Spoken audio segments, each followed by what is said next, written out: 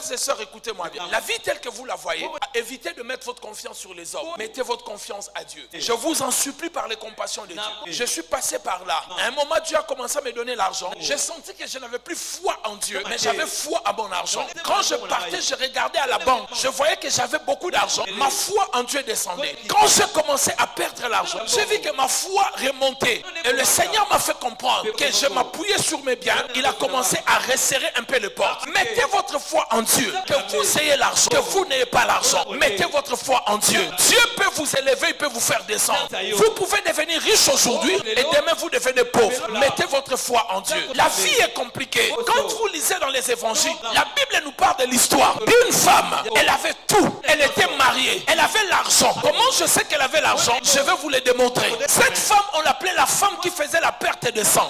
Est-ce qu'elle n'avait pas un nom? Elle avait un nom. Même la Bible n'a jamais mentionné son nom. Son problème est devenu son identité. On a commencé à l'appeler la femme qui faisait la perte de sang. Elle avait l'argent. Comment je le sais? La Bible dit qu'elle avait dépensé beaucoup d'argent auprès des médecins. Tout allait bien dans sa vie. Elle était mariée. La famille venait chez elle. Un jour, elle est tombée malade. Pendant 12 ans, même son mari l'a abandonnée. La famille l'a abandonnée. Le médecin, au lieu de l'aider, commence à l'exploiter. Elle est restée seule. Et dans la même histoire, il y a une fille qu'on appelle la fille de Jairus. Elle était née. Son père s'occupait d'elle. À l'âge de 12 ans, cette fille est tombée malade. Elle est décédée. Ne comparez jamais votre vie avec la vie des autres. Il y a des gens qui commencent aujourd'hui à réussir aujourd'hui. Très tôt. Peut-être mourront à 50 ans. Toi, peut-être tu vas commencer à réussir à 48 ans et être riche jusqu'à la fin de ta vie. Ne comparez jamais votre vie avec la vie d'une autre personne. Je vais vous dire les dangers de la comparaison. À chaque fois que tu te compares avec quelqu'un, si tu ne l'attrapes pas, ça sera la frustration quotidienne. Tu ne vas pas te sentir bien.